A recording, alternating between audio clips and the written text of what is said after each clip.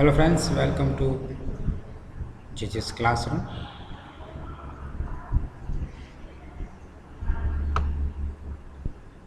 Wait a minute, so I can arrange all these things. Okay, so once again, good afternoon everyone. Today in this lecture, I am going to discuss with you that is the high performance liquid chromatography. That is in a new syllabus of TY BSc Chemistry semester 5. The subject code that is US05 CCHE24. So in my last video I am discussed with you the part 1 of this unit, that is the gas chromatography, and I discussed so many points there, that is the instrumentation of GC, the principle of GC, as well as working, some stationary phase, mobile phase, okay, some solid support which are used in column packing techniques. So now in part 2 of unit number 3, that is the high performance liquid chromatography technique, that is first point of my discussion is liquid chromatography. It's a LC, that means liquid chromatography technique, high performance liquid chromatography.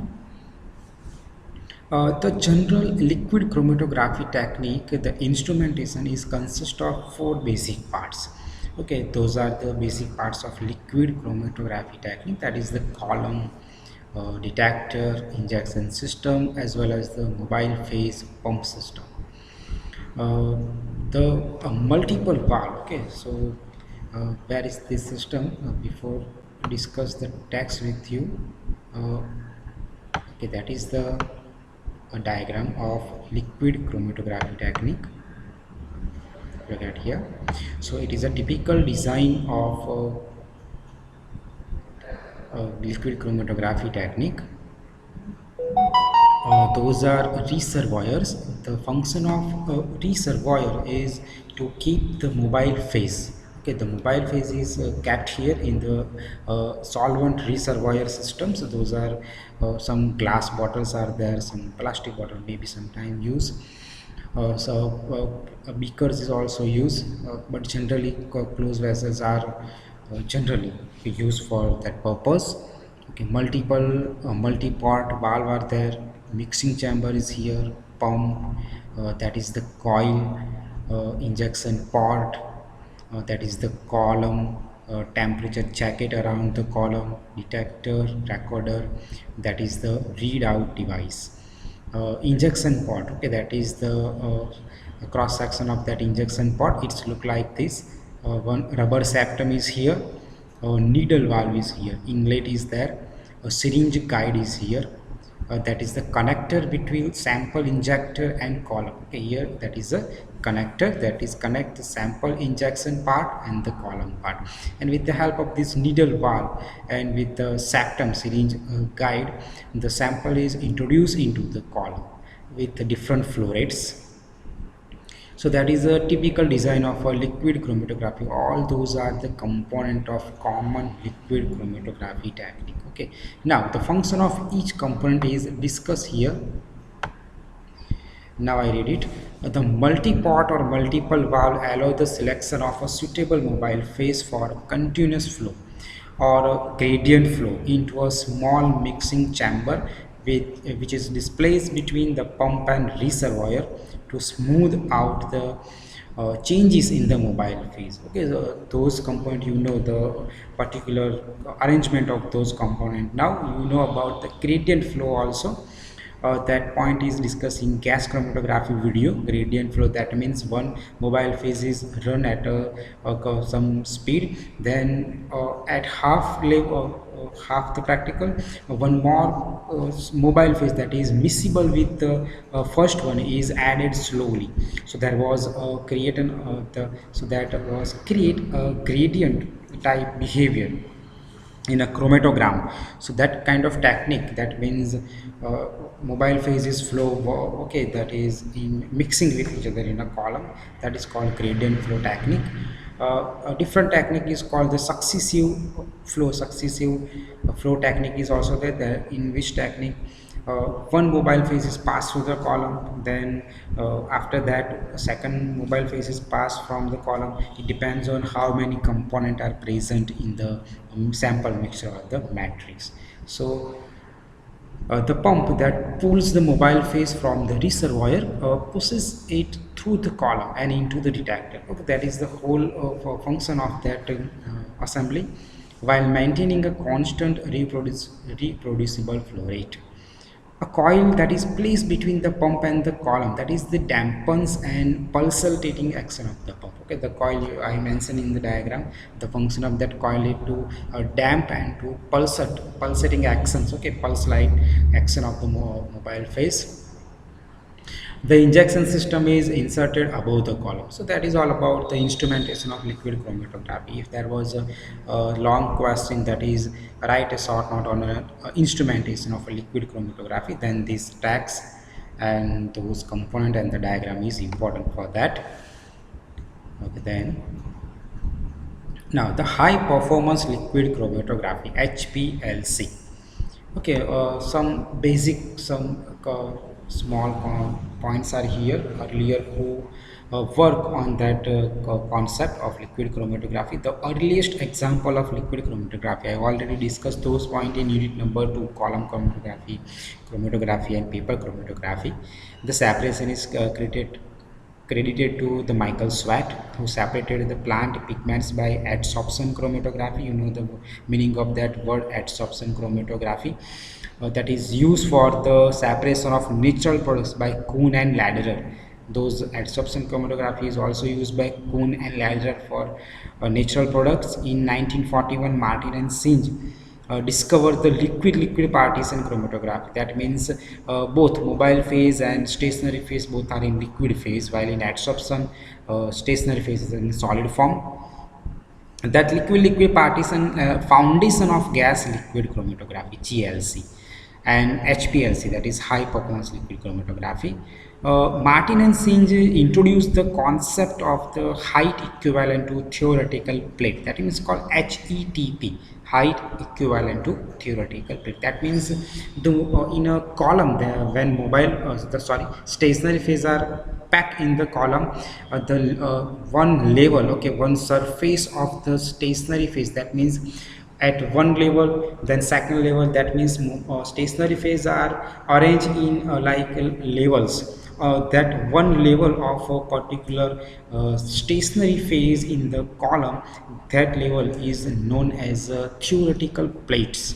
Okay, as the number of theoretical plates in a column are increased, the separation is more better. Then it is adapted as a chromatographic efficiency. As I told you, that as the HETP value is higher, the separation of chromatographic technique is also better. Okay, that's why it is considered as a chromatographic efficiency. Then a classical column liquid chromatography, old technique, that is mobile phase flow slowly through the column by means of gravity. It characteristic by low column efficiency and long separation time. Okay, so there is a old technique, classical technique. But in 1961, when there was a development of HPLC by Kirkland and Hubbard. Okay, what they do, they propose high pressure system that is capable of operating pressure up to 2.07 to 10 raised to 7 Newton per meter square, 3000 psi pressure. So in HPLC, that's why the technique is known as a high pressure liquid chromatography. Okay, because in classical, the old liquid chromatography technique, the mobile phase is when added in a column from that is, if I say that if that is your column, the mobile phase is from upward portion of the column, then it gravity field, that means there is no force applied on that mobile phase, and because of that reason that movement of mobile phase through the column is very low. I can say that it depends on gravity. It's a long time consuming process. But Kirkland and Hubbard in 1969, they apply a force. They introduce a pump system that the mobile phases flow down the column with help of high pressure pumps. And because of that high pressure pump system, the liquid chromatography is known as a high pressure liquid chromatography technique. The diameter of the column is 1 to 3 mm with support particle size in the region of 30 micrometer are used, and the eluent is pumped through the column at a high flow rate. Those points are important for short question also. That point is already discussed with you. Some more points are here. The pressure pump are capable of operating at 1000 to 6000 psi is also used in many techniques. HPLC versus GLC, those points are the difference between HPLC and gas liquid chromatography. Okay, point number one, that is high pressure or high performance liquid chromatography is also known as high speed or high pressure liquid chromatography. That is the most important MCQ in many external examinations. That MCQ is already asked. The contribution in the pharmaceutical, biochemical, clinical and environmental analysis. So HPLC is known as high pressure, high speed, high performance liquid chromatography.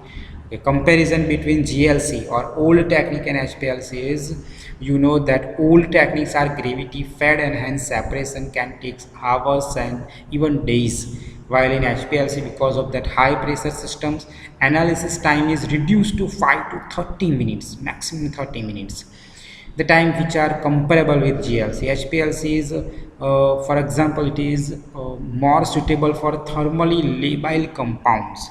HPLC is more suitable for thermally labile compounds at ambient temperatures. Okay, highly polar compounds can be chromatographed without prior derivatization, and polymeric samples can also be analyzed. So those are the advantages of HPLC over the GLC technique. One more is that sample cleanup is not much less problem in the HPLC. Okay, that means you can easily flow the sample through the column without any pre-preparation, or the sample cleanup is not necessary. GLC biological fluids can often be directly injected onto the HPLC column. Those functions are not done with the help of GLC. Much sample pre-treatment is also avoided. It also not happen in HPLC. So those are the important or some advantages over GLC techniques. Keep in mind those points. Okay. That is already discussed with you. Okay, now the preparative HPLC, that is also more successful than the preparative GLC methods. So here the with their attendance problems of the volatilization and the thermal instability. So preparative GLC compared to preparative HPLC is not used. Some gram quantities of materials have already been purified by preparative HPLC techniques.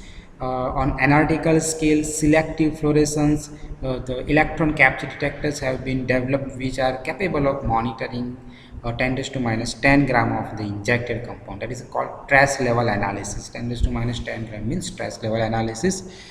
Automatic sample injection device allow many samples to be analyzed without operator intervention. That means it is called a highly automatic, fully automatic technique. Clearly be useful in the clinical and quality control laboratory. So those points I discussed with you, those points are already given in the topic, that is HPLC versus TLC. I will give you that topic. Wait a minute. Yes, that is the point.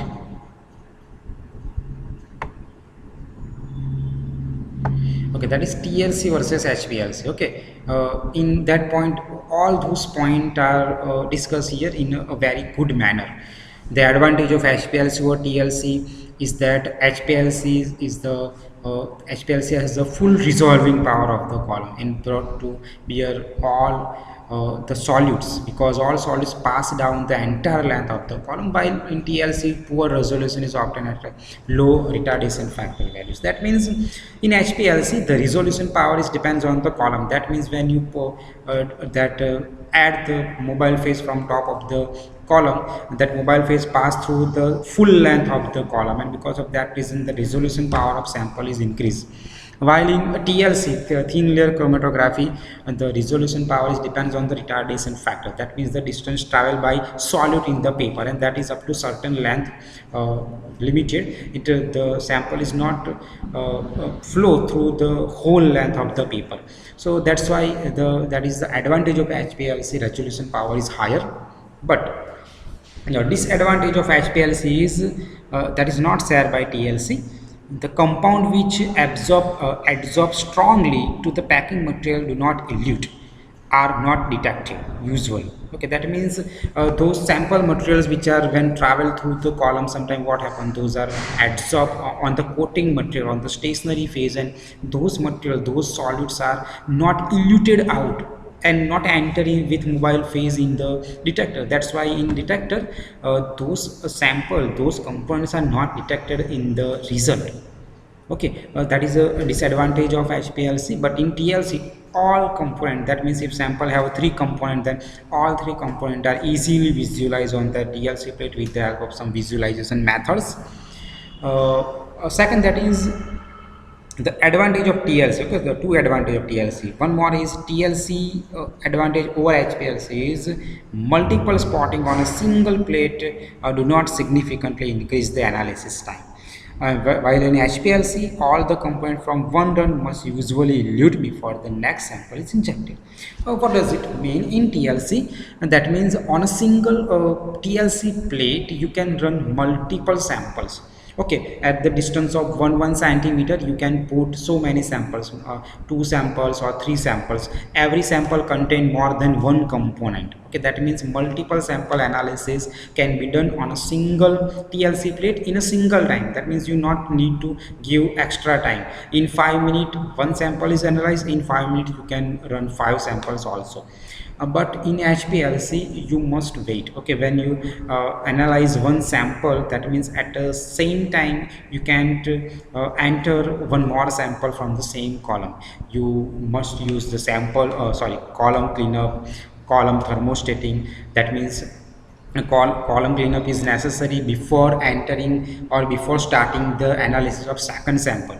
That means for single sample you need a single time, then for another sample you need more time uh, for analysis of samples. So that is a disadvantage of a column chromatography. ऐसा कह सकते हैं कि column chromatography HPLC के अंदर एक time पे एक ही सैंपल का एनालिसिस हो सकता है, दूसरा सैंपल एनालाइज करने के लिए आपको 30 मिनट तक वेट करना पड़ेगा. TLC में ऐसा कुछ नहीं है. TLC में एक ही प्लेट पे एक साथ आप मल्टीपल सैंपल्स को रन करा सकते हैं. So that is the disadvantages of HPLC over TLC. जो मैं अभी बात कर रहा था आगे, जो मैंने पॉइंट्स की बात की थी GLC वर्सेस HPLC के बारे में, जो वहाँ पे पैराग्राफ फॉर्म में था, those point are here written down in a very fine manner. It's point wise ABCD. So point number one, that is the classical column chromatography technique is gravity fed. वह सभी point यहाँ पे फिर से लिखे हुए हैं. Separation can take hours and days, while HPLC analysis time is 5 to 30 minutes. Then second point is a thermally labile compound easily analyzed at ambient temperature by HPLC. जो पॉइंट हमने आगे डिस्कस किया हुआ था, सभी बहुत ही अच्छी तरीके से यहाँ पे उसे अरेंज किया हुआ है ताकि आप उसे इजीली याद रख सकें. GLC वर्सेस HPLC में ये सब पॉइंट हमें लिखने हैं. Sample cleanup is usually less problematic with HPLC. Sample pre treatment की भी कोई ज़रूरत रहती नहीं है. Preparative HPLC is more successful than preparative GLC. Gram quantity of material can be purified, ये पॉइंट भी हमने आगे डिस्कस किया हुआ था.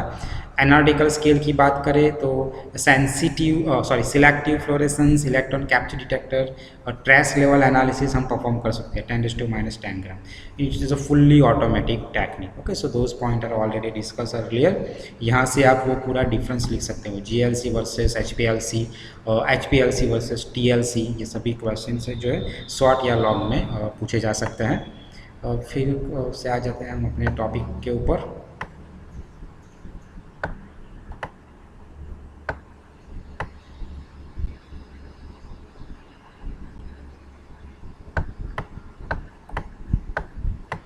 ठीक है, यहाँ से पहुंचे थे अभी. So that is the definition of HPLC. High performance liquid chromatography is a method of separation in which the stationary phase is contained in a column, one end of which attached to a source of pressurized liquid elutant system. That is a mobile phase. Now the modes of chromatography is also already discussed in a column chromatography unit number 2. column chromatography में मैंने ये point भी discuss किया हुआ था. फिर से एक बार यहाँ HPLC में देख लेते हैं. That is the adsorption chromatography, liquid partition chromatography, reverse phase, ion pair partition, exclusion chromatography, ion exchange chromatography, and affinity chromatography. So in adsorption chromatography, you know already that is the use for separation of non-polar and moderately polar organic molecules only. During the chromatographic run, solids are eluted down an adsorbent bed, usually silica or alumina with an organic solvent. Such as like those are the stationary phase in adsorption chromatography. Mobile phase like hexane, dichloromethane are used. Those are retaining according to their affinity for the adsorbent surface. Okay, more polar molecules are more strongly adsorbed. Use of increasingly more polar eluent will tend to elute more quickly from adsorbent column. So that is the adsorption chromatography. Then in liquid partition chromatography, liquid is supported on a coated material with a layer of polymer like polyethylene glycol. PEG is used as supporting material. Liquid which is immiscible with the mobile phase. Okay, pre-column is necessary. Okay, pre-column is necessary to saturate the mobile phase with a stationary phase in order to prevent the stripping the stationary phase. Okay, careful thermostating of the pre-column and column is also necessary. And that means in a liquid chromatography, liquid partition chromatography, before you coating the stationary phase on the column, the solvent. Okay, the solvent, that means your particular the mobile phase particular the stationary phase you want to coated on the surface must be passed from that column, so that your column is saturated with the vapor of your stationary phase, and because of that reason your stripping, it prevent the stripping of a stationary phase. Stripping that means we can इसे कह सकते हैं कि वहाँ पे वो चिपक जाएगा, वहाँ से वो फिर रिमूव नहीं हो पाएगा. That is called prevention of stripping of the stationary phase from the coated surface of the column. Adsorption chromatography, molecules which are highly polar give rise to problems in long retention time and peak thinning.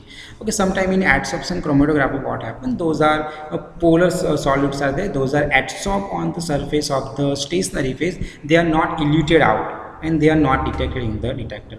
So to overcome this problem of adsorption of the solute on a stationary phase, reverse chromatography is used. Reverse phase chromatography is used. So in reverse phase chromatography, that means that is a non-polar stationary phase is used. Generally stationary phase is a polar and mobile phase is a non-polar. So solute is also polar. Okay, so stationary phase polar, mobile phase non-polar, that is called normal phase chromatography. But reverse of that, that means non-polar stationary phase and a polar mobile phase, that is called reverse phase chromatography. When polar solute are adsorbed on the surface of the polar stationary phase, what happened, that is mobile phase is shifted from non-polar to polar. Because of that reason, now the solute which are adsorbed on the surface of the stationary phase are eluted with that mobile phase out. So that is called reverse phase chromatography. Okay, non-polar stationary phase is used in conjunction with the polar mobile phase. Diamond and hydrocarbon polymers coated on a pellicular materials have used as a non-polar support. Most common method of performing the separation is by making the use of hydrocarbon bonded surface in conjunction with a polar eluent such like methanol and a water mixture. Keep in mind those points. Molecules now have little affinity for the hydrophobic support. and are eluted relatively quickly by the aqueous mobile phase. That is called reverse phase chromatography. Ion pair partition chromatography. Okay, so ion pair partition chromatography for the separation of ionic and ionizable molecules. These are normal phase ion pair, reverse phase ion pair, and a soap chromatography. In normal phase ion pair chromatography, silica is used as a support and coated with an aqueous stationary phase containing an acid. And base like tetraethyl ammonium hydroxide if acid are to be separated. Okay, that means if you want to separate base, then support is coated with a stationary phase like containing acid. If you want to separate the acid, then the base like tetraethyl ammonium hydroxide is coated. Organic mobile phase such like butanol chloroform is used. Reverse phase ion pair chromatography, chemically bonded silica support are used along with the aqueous phase containing required acidic or basic counterions. In soap chromatography, counterions like ionizable compounds to be separated is a detergent. For example, cetrimide and laryl sulfonic acid have been used for acids and bases respectively. Ion exchange chromatography support contains ion which can be exchanged with ionic solute in the mobile phase. Okay, I already discussed that ion exchange chromatography in unit number 2. That is the broad description in the unit number 2 is there. Ion exchange are generally bonded quaternary ammonium groups for the separation of anions, and a bonded sulfonic acid group for the separation of cations. Okay, keeping those in your mind for MCQ purpose. Nucleic acid components, amino acid and sugar for analysis of those ion exchange chromatography is used. Liquid exclusion chromatography is used when a difference in the molecular weight and shape of the substance being separated. Gel permeation chromatography is formally the name of the technique. Is described when separation occurring in the organic solution. That means if the separation is occurring in organic solution, liquid exclusion is known as a gel permeation chromatography. But if it is in a aqueous phase, aqueous solution, if separation is done, then the technique is known as a gel filtration chromatography. Affinity chromatography, that is in affinity, that means attraction, the ligand which bind specifically to one particular compounds or small groups. Compound is bonded to insoluble support like polystyrene beds or silica. Those compounds which have affinity for the bonded group are retained.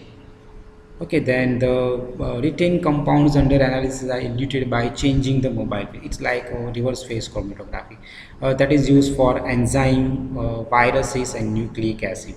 Remember for MCQ. Now principle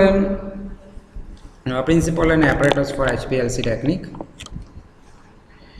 So in HPLC, the eluent from the solvent reservoir, okay, that is the process. The eluent from solvent reservoir is filtered out, pressurized, and then pumped through the chromatographic column.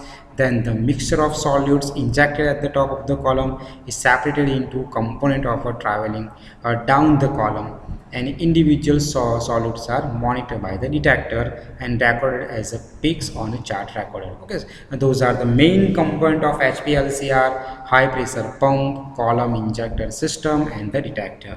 Some additional component like solvent reservoir, inline filters, pressure gauge, recorders, integrators, minor components may be used. The basic component, and the diagram is here. Basic component are solvent, that is the solvent delivery system. Solvent reservoir and gradient device are known as the solvent delivery system, including the pump. So these three components are under solvent delivery system. That is the sample injection system, that is the chromatographic column, and that is detector system, and that is a readout device. Data processing record are known as a readout devices. That means from solvent reservoir with the gradient device system, the mobile phase is pumped through the column, sample is injected from the sample injector system, they are separated, entered in a detector and recorded on a chart recorder system. So that is the block diagram of HPLC, the modern liquid chromatography technique. We can say that modern HPLC technique. Now the component number one of the instrumentation, that is the solvent delivery system. It is advisable to use deaerated mobile phase solvent mixture using a vacuum pump or other suitable means of deaeration that has no effect on the composition of the mixture. Okay, deaerated mobile phase are generally used to avoid the peak tailing. Choice of mobile phase is very important in HPLC. Here, that is important for MCQ. A normal phase separation technique, eluting power increases with increasing the polarity. That means if you increase the eluting power, if you want to increase the eluting power, the polarity of the solvent is increased. Okay, but in reverse phase chromatography, eluting power is decreases if you increase the polarity of the solvent. That means polarity of the mobile phase. Two techniques are used in solvent delivery system. A gradient elution system is commonly used, and gradient elution system is classified into two types: low pressure system and high pressure system. The overview of these techniques is in a low pressure system. Okay, low pressure gradient elution system. Eluent components are mixed in proportion varying with time at low pressure, and the mixture is pumped in order to deliver at high pressure to the column. Okay, that a single pump is used here. That means in a low pressure gradient elution system, what happen, the component, the sample you want to separate out, those are mixed before add in a column. Okay, they are mixed with the mix in a mixing chamber. Okay, the for example, if there was a methanol, ethanol and propanol is there, then 5 ml of methanol, 5 ml of ethanol are first of all mixed. Okay, those are the component, the eluent components are mixed in a proportion. Okay, that means the 2 to 1 or 2 to 2, that is the proportion of that component. Those are mixed before entering into the column. Then with the help of a single pump system, that mixture is pumped into the column. Okay, but in a high pressure system, what happen, separate pump are used. Okay, separate pump are used for a different composition of the eluent mixture. Look at here, in high pressure system, component or a mixture of fixed component. That means here composition of the mixture is fixed. In low pressure system, components are mixed in different proportion, while here the proportion, the composition of the sample component are mixed. Okay, and then this mixture with the help of a different separate pump, they one by one injected directly into the column. That means here separate pump are used, or each pump by separate pump, and then mix at high pressure in a ratio varying with time. Single pump is used for low pressure system, as I told you earlier. Sometimes 4 solvent are delivered to mixing chamber via either one or several time proportionating solenoid valves or several low pressure precision metering pumps. That means for the function of low pressure pumps, some solenoid valves or some metering pumps are used for better precisions.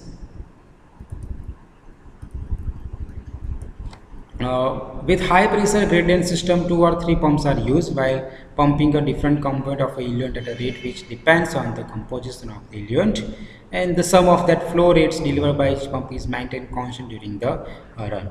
Isochromatic chromatography, that means a simple mixture is analyzed by isochromatic chromatography. That means using one pump, then using the gradient system, but each pump pumping the same solvent. The flow rate fluctuations can easily be noticed. Okay, that is called isochromatic chromatography. Isochromatic, that means a single, okay, one solvent is run by one pump, then second solvent run by different pumping system, and fluctuation can be easily noticed. Constant composition of the eluent, isochromatic method, that means the composition of the eluent is constant. Some MCQs are there. The property of solvent, that means for successful separation, the boiling point, viscosity, generally lower viscosity gives greater efficiency. Detector compatibility, flammability and toxicity. Compressibility, that means solvent generally decrease with increasing pressure. The compressibility increase with increasing temperature and usually becomes larger above the boiling point under atmospheric pressure and becomes infinite at critical point. Remember those for MCQ purpose. The compressibility becomes infinite at critical point and higher, okay, becomes large above the boiling point. Viscosity of the solvent increase at increasing pressure. 1% pressure increased 10 atmosphere except water. Viscosity decrease with increasing temperature. You know those point, 1 to 2% per degree Celsius. 1 degree Celsius increase in temperature decrease viscosity by 1 to 2%.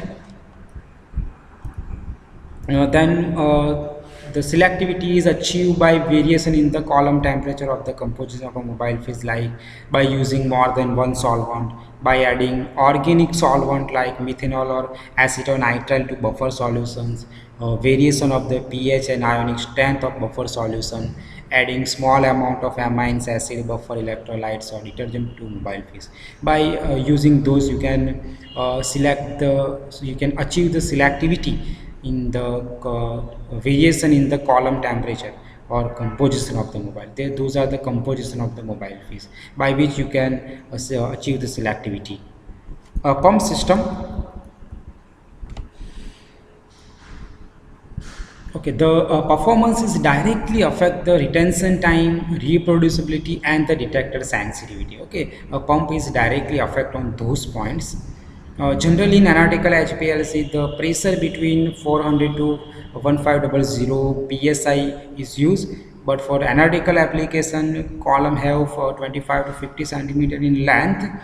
The particles of 5 to 10 micrometer packed in the column that capable of delivering the mobile phase flow rate 1 to 5 ml per minute, pressure reaching 5000 psi. Okay, so keep those data for MCQ purpose.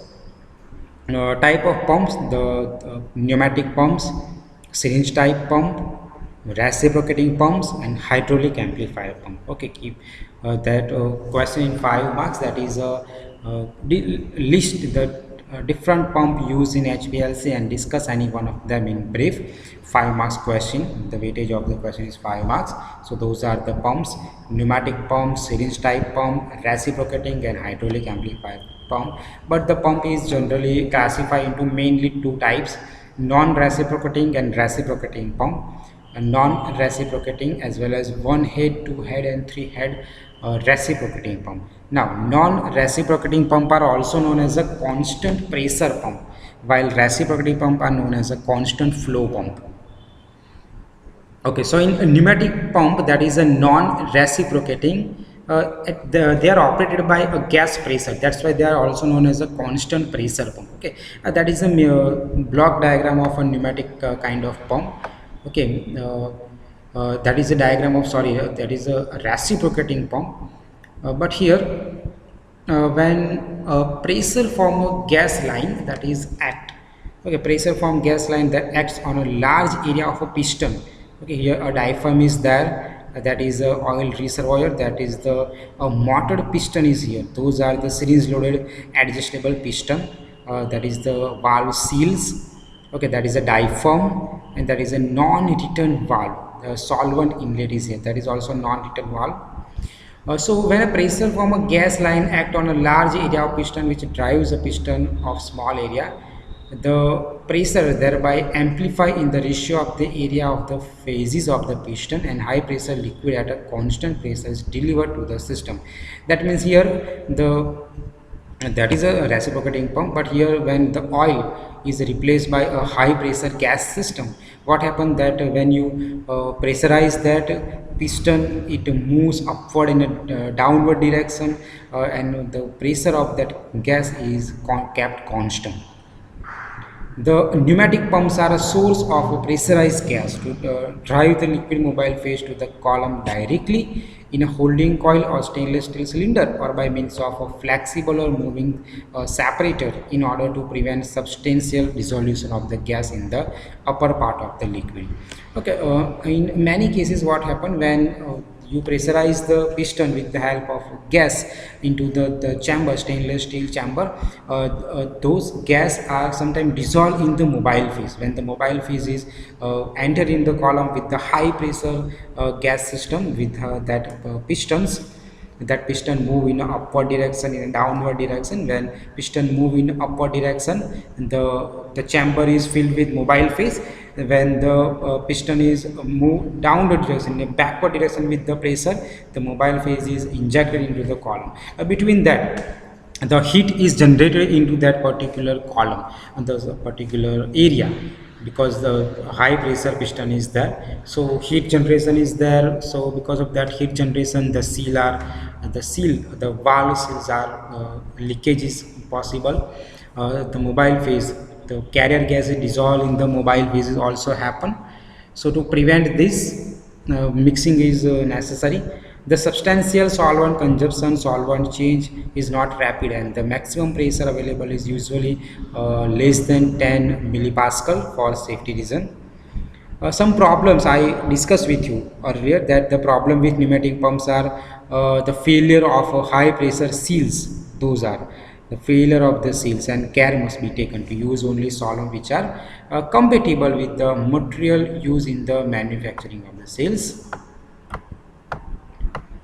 Pneumatic pumps are generally used for slurry packing of the column. Okay, generally they are used for packing of the column. Those pumps are not used for injection of the sample, but those are used for packing of the column. Slurry packing technique I discussed in the column topic. Can be delivered instantly by means of on-off valve which drives the slurry into the column, used for MCQ purpose. Most widely used non-reciprocating pump are syringe type pump. Second is a syringe type pump, okay, that is used here. That is the motor, that is a lead screw, that is the piston, that is the seal, and that is the outlet. So in syringe type pump, the placement by a piston mechanically driven at a constant rate. Okay, it based on the principle of positive solvent displacement. Okay, positive solvent displacement by piston mechanically driven at a constant rate in a piston chamber about 250 to 500 ml capacity, with a generation of pulseless flow with the high pressure capabilities of 200 to 475 atmosphere. These pumps provide the lowest dead volume pumping system. The flush solvent simply by push button action of a purge valve. Purge valve, that means for extra solvent that remain in that column is removed with the help of that purging of the HPLC instrument. Double syringe pump have also been developed, in which one piston is delivering the solvent. In double syringe pump system, one piston delivering the solvent to the column, while another is refill the reservoir. So two piston system are there. One piston system refill the column, another system inject that mobile phase into the column. That is called double syringe pump system. And the advantage of this pump system is a potentially quite stable flow delivery rate, and no check valve has to be actuated during an analysis. Okay, then the reciprocating or the constant flow pump. Reciprocating pump is generally driven electrically. Okay, and the driven piston pressurized either by some eluent directly or by some hydraulic oil. Okay, if hydraulic oil is there, then it is known as a hydraulic amplifier pump. That means here also the action of the piston from, that means in upward direction, in a downward direction, is controlled by applying the apply the electricity eluent, and sometimes with the help of hydraulic systems. Okay, you see the working of that hydraulic cranes, the function of that crane pull the some things up and down, and that pulling is done with the help of hydraulic oil systems. The diaphragm pressurize the liquid from the solvent reservoir. Here the given to you, the movement of a piston cause suction of the eluent during the backward stroke. When the piston move in a backward direction, the eluent is enter into the system. then that eluent is delivered with the high pressure in the forward stroke. When the piston move in a forward direction, that is injected into the column. The pump here is equipped with ball check valve to ensure the positive direction of the flow. Ball check valve, that means when the that particular piston is moving in upward direction, the valve is off. That means the only a mobile phase from reservoir is entered into the system, not from the column. If the mobile phase that is before entering in the system, so when the valve is on, that means when you piston is push downward direction, जब आप piston को backward में जब आप forward पे जब stroke करोगे तो क्या होगा, अगर वो वाल्व वहाँ पे नहीं होगा तो जो भी मोबाइल फेज आपके सिस्टम में जो है, चैम्बर में जो है, वो कहाँ जाना चाहिए, वो कॉलम में जाना चाहिए। ओके, लेकिन क्या होगा अगर वहाँ पे वो बॉल चेक वाल्व नहीं होगा, तो जब आप प्रेशर के साथ पिस्टन को फॉरवर्ड डायरेक्शन में मूव करोगे तो जो सॉल्वेंट रिसर्वर में जो मोबाइल फेस है वो भी कहाँ पे आ जाएगा, वो एक्स्ट्रा जो मोबाइल फेस है वो कॉलम में एंटर हो सकता है या चैम्बर में एंटर हो सकता है। तो उसे अवॉइड करने के लिए वहाँ पे बॉल चेक वाल्व होते हैं। तो क्या करते हैं, फंक्शन उसका होता है, जब पिस्टन अपवर्ड में जाता है, इन बैकवर्ड डायरेक्शन में जब मूव होता है तो वो कॉलम का जो पोर्शन है वो बंद हो जाता है। जब फॉरवर्ड स्ट्रोक लेता है तो जो सॉल्वेंट रिसर्वोयर का इनलेट होता है उसे वो ऑफ कर देता है। That is a ball check valve. Reciprocating pumps are employ small volume in a chamber with reciprocating piston to work directly on the solvent diaphragms, in which a hydraulic fluids transmit the pumping action to solvent via flexible diaphragm. Two check valves are synchronized with the piston or diaphragm derived with the alternating filling and employing the eluent from the chamber. I told you that sometimes what happen, those mobile phase are mixed with the sometime what happen, they mix with that oil or mix with those pulsating action. Because of their pulsating action, the heat is generated in that chamber, and because of that heat generation, it is necessary to damping or to remove that heat from the chamber or remove that mobile phase from that chamber. So damping methods used for this are a triple headed pump, a tube with air space or flexible bellows or tube, and a restrictor, that is a 25 centimeter length of a column, 4-meter bore stainless steel tubing packed with 20 microgram glass beads, that is called restrictor. 2 marks short question. Okay, so these are the damping methods.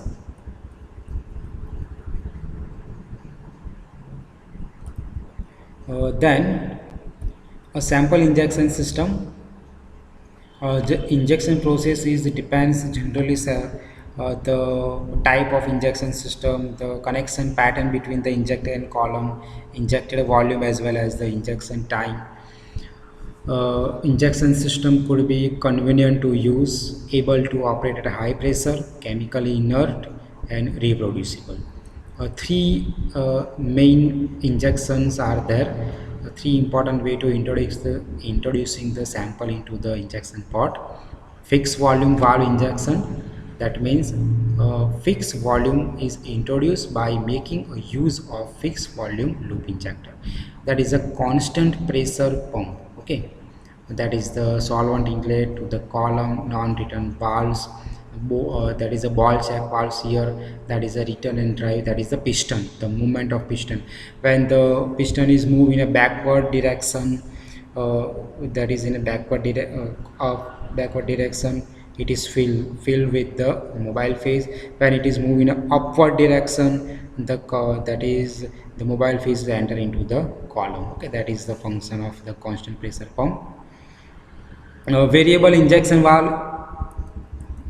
Okay, that means variable volume is introduced by making the use of an injection valve.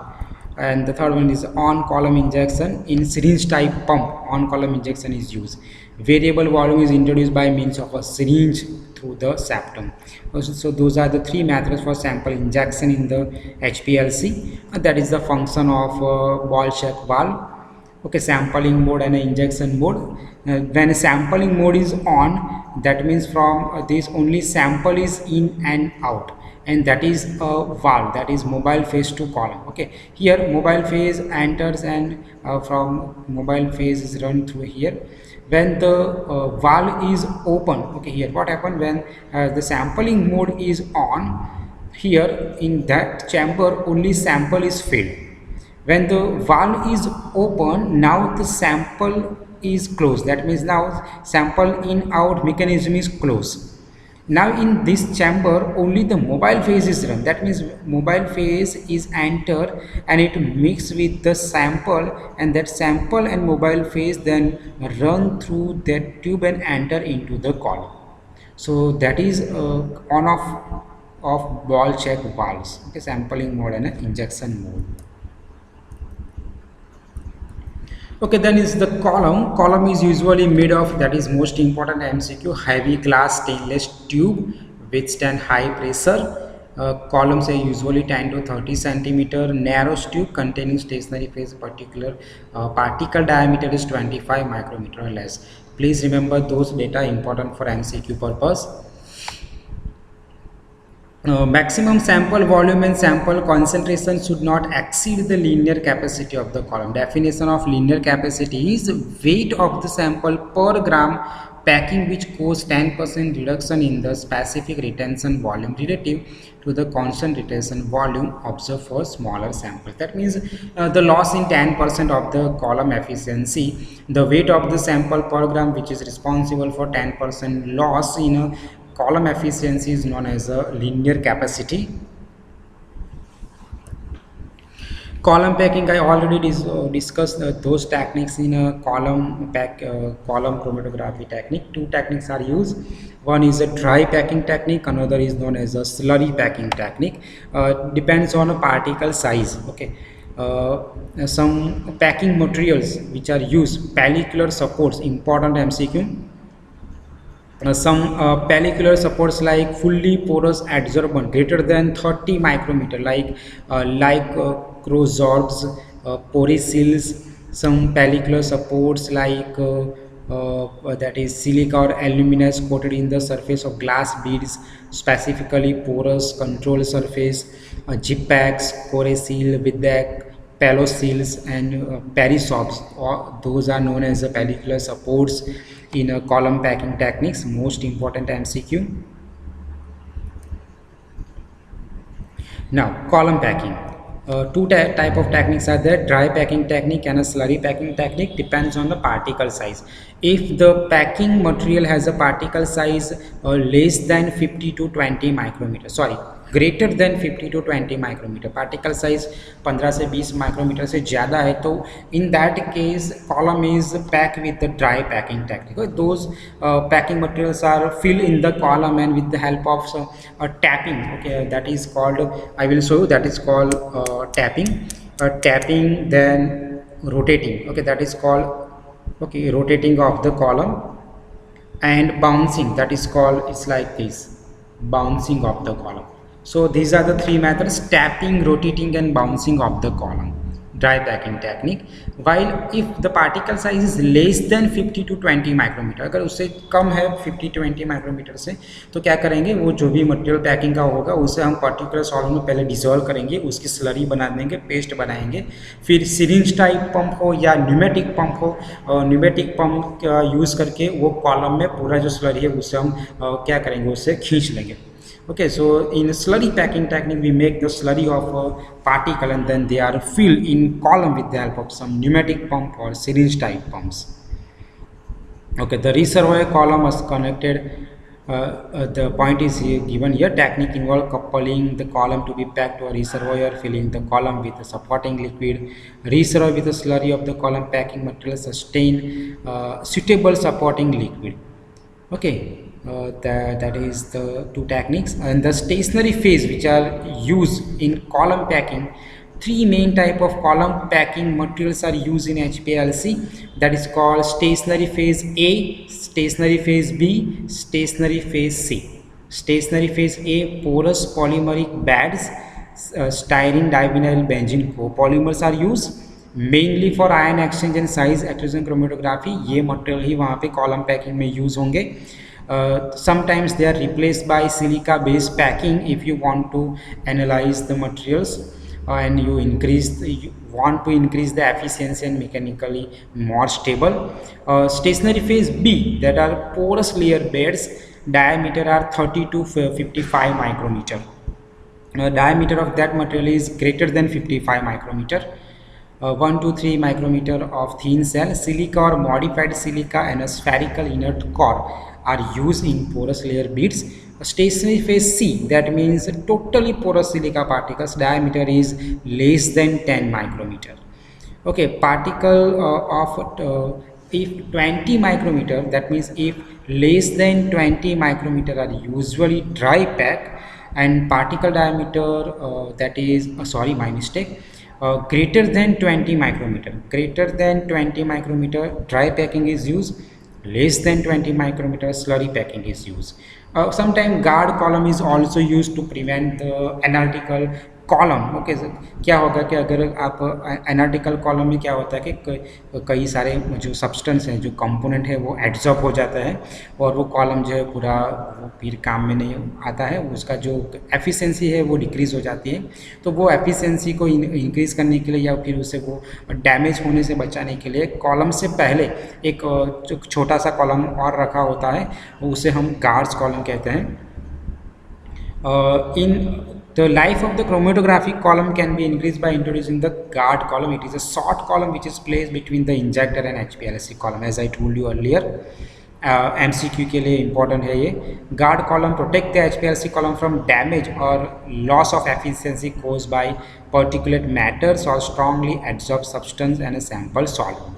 ठीक है, that is the guard column. 2 mark short question. Choice of supporting materials for a separation. Okay, the choice of supporting materials depends on those points. The performing unknown separation, following points must keep in mind. Molecular formula पता होना चाहिए, solubility of the molecules organic solvent में है या water में, ये पता होना चाहिए. UV डिटेक्टर अगर यूज़ करना चाहते हैं तो UV स्पेक्ट्रम का डिटेक्शन हो रहा है कि नहीं उस रेंज में, ये पता होना चाहिए. Chromatograph and identify the solute, essential to know the taste. Okay, under the taste, presence of impurities if any.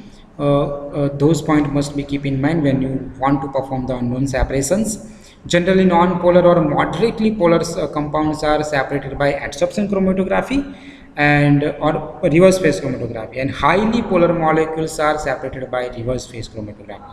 अगर एसिड बेस का एनालिसिस करना चाहते हैं आप तो एनायन और कैटायन एक्सचेंज से उसे सेपरेट आउट कर सकते हैं. आयन पेयर और सोप क्रोमेटोग्राफी, पॉलीमर्स को अगर आपको सेपरेट करना है तो एक्सक्लूजन क्रोमेटोग्राफी आप यूटिलाइज कर सकते हैं. ये सभी पॉइंट एमसीक्यू पर्पस के लिए इम्पॉर्टेंट है. ये पॉइंट ऑलरेडी हम डिस्कस कर चुके हैं. बात करते हैं डिटेक्टर की. Function of the detector is monitor the mobile phase at emerge from the column. A detector consists of photometric detectors fit with a low volume flow cells. Some detector, okay, the two type of detector are used, bulk property and a solid property. Most important short question. Bulk property detector, that means bulk property detector is that means when detector measure the all physical property of the mobile phase with or without the solute. Okay, that kind of detectors are known as a bulk property detector. जो भी detector सभी properties measure कर रहा है, pure mobile phase या mobile phase with solute की property measure करता है, तो उसे हम बल्क प्रॉपर्टी डिटेक्टर कहेंगे. Refractive index detector and conductivity detectors are the example of bulk property detectors. Solute property detector, that means those detector respond to only physical properties of a solute only, not of a pure mobile phase, only the solute present in a mobile phase. That kind of detector are known as the solute property detectors. Okay, like UV, visible adsorption, fluorescence and electrochemical detectors. Okay, electrochemical detectors are example of a solute property detector. Most important MCQs and short questions. Okay, it is also classified into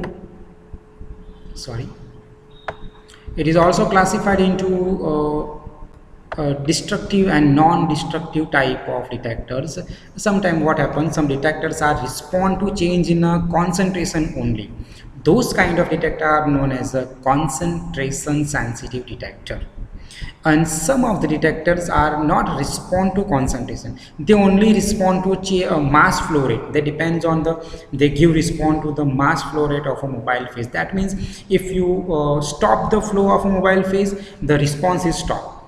While in concentration sensitive detector, it not depends on the flow of a mobile phase. That means if the mobile phase is stopped, it still give you signal, it still detect the solid. Why? Because it depends on the concentration of the solid in a mobile phase, it not depends on the flow rate of a mobile phase. So that is called concentration sensitive detector and a mass flow rate sensitive detector. Okay, this detector group A, that means concentration sensitive detector, are a non-destructive kind of detectors. Why? Because they don't depend on a mass flow rate. While group B, that means the flow rate, mass flow rate, the point is given to you. If the flow rate is 0, the signal is also 0, whatever the concentration से कोई लेना देना नहीं है. अगर flow rate बंद हो जाता है तो डिटेक्टर रिस्पॉन्स करना भी बंद कर देगा. ग्रुप बी जो है फ्लो सेंसिटिव डिटेक्टर, उसे हम डिस्ट्रक्टिव डिटेक्टर कहेंगे. The eluent flow is stop, the signal decrease zero very rapidly. Okay, electrochemical detectors and mass spectrometers are destructive type of detectors, while refractometers and spectrophotometers are non-destructive kind of detectors. Keep in mind for MCQ purpose also. Now some characteristic are here. Ultraviolet photometers are fixed wavelength 255 to 4 to 280 nanometer. They work on only that wavelength. Characteristic of a detector, that is the sensitivity. Some more characteristic are here. Okay, detector sensitivity is expressed by Cn. Okay, the equivalent concentration of the solute. The lower the value of sensitivity, that is Cn, for a solute, more the important characteristic are sensitivity, linear response and type of response. Okay, three characteristics are there: sensitivity, linear response and type of response. The sensitivity expressed as the noise equivalent to concentration of the solute concentration, that is Cn. The lower the value of concentration for a solute, the more sensitive is the detector. Okay, linear range of a detector may be regarded as the concentration range over the response is proportional to the concentration of the solute. That is called linear range, linear response. Type of response is universal detector is expected to sense all the constituent of the sample, while a selective detector respond to a certain component of a solid. Okay, so universal and selective, that means the detector which gives signal to particulars of some properties only. For example, electrochemical detector, the conductivity detector, those are give response to particular properties only.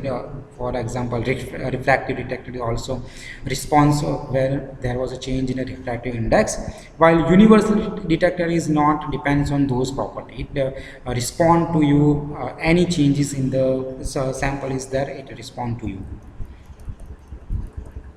Now detector used in HPLC. Number one, that is called refractive index detector. The bulk property detectors based on the change in a refractive index of the effluent from the column, pure mobile phase, that is called refractive index detector. Disadvantages of refractive index are lack in high sensitivity, much not suitable for gradient illusion, the strict temperature control is operated at their higher sensitivity. Those are the disadvantages. That is a refractive index detector. You know the concept of a refractive index: change in a path length of a light when is enter from less dense to high dense medium. That is called refractive index. The value must be 1.3 to 1.5, between that. Then it is necessary to calibrate the refractive index detector. 2 marks short question many times. Okay, these are the a deflection refractometer and a Fresnel refractometer. What is the basic difference between deflection refractometer and a Fresnel refractometer? Deflection refractometer, that means it measures the deflection in a monochromatic light beam. Measured by double prism system. That means a beam of light is passed through a reference cell, then is passed through the sample cell. If there was a slight change, deflection in a refractive index value of a particular type of cell, then it is measured at measured by the detector. That means if the light beam is take place, if only the beam of light is passed when from a reference material, that means no deflection is take place. Okay, if both reference and sample cell contain solvent of a same composition, अगर reference और sample दोनों में ही जो mobile face है उसका composition एक जैसा रहेगा तो जो भी रिफ्रैक्टिव इंडेक्स की वैल्यू है उसमें कोई डिफ्लेक्शन आपको देखने को नहीं मिलेगा. डिफ्लेक्शन कब देखने को मिलेगा? जब मोबाइल फेस में अगर कोई कंपोनेंट प्रेजेंट है, अगर कोई सॉल्यूट प्रेजेंट है, तो क्या हो जाएगा कि मोबाइल फेस और वो जो दूसरा जो मोबाइल फेस है जिसमें सॉल्यूट प्रेजेंट है, दोनों का कंपोजिशन जो है चेंज हो जाएगा. और जब मोबाइल फेस का कंपोजिशन चेंज होता है तो जब लाइट बीम उसमें से जब पास आउट होगा तो उसमें क्या होगा, रिफ्रैक्टिव इंडेक्स की वैल्यू में थोड़ा सा आपको डिफ्लेक्शन चेंज देखने को मिलेगा. वो दोनों चेंज जो है वो मेज़र करके हम ये पता लगा सकते हैं कि the value of deflection is give the data about the solute present in the mobile face. The beam depends upon the solute concentration. जितनी ज़्यादा कॉन्सेंट्रेशन होगी सॉल्यूट की मोबाइल फेस में उतनी ही ज़्यादा डिफ्लेक्शन की वैल्यू आपको मिलेगी. फ्रेस्नेल रिफ्रैक्टोमीटर में जो भी होता है the glass liquid interface. Okay, that means between the prism. Okay, we are talking about that point. That two prism system are here. That is two prism system. When you the mobile phase is entered here, that was a interface. Okay, the glass liquid interface. That line is indicate the glass liquid interface. That means the surface at which a mobile phase and glass of the prism are in contact with each other, that is known as a glass liquid interface. If there was a change in the value of a refractive index at that particular glass liquid interface and that was measured, that is known as the Fresnel refractometer. Reflected and transmitted light at a glass liquid interface as a result of change in a refractive index of a liquid in this detector column mobile phase, whereas the reference flow of a solvent are passed through small cell on a back surface of a prism. Two liquids are identical, there is no difference between the two beam reaching the photocell. If change in amount of light transmitted to the photocell, if mobile phase containing the solute passes through the cell and a result signal is produced. So that is the difference between Fresnel and a deflection refractometer.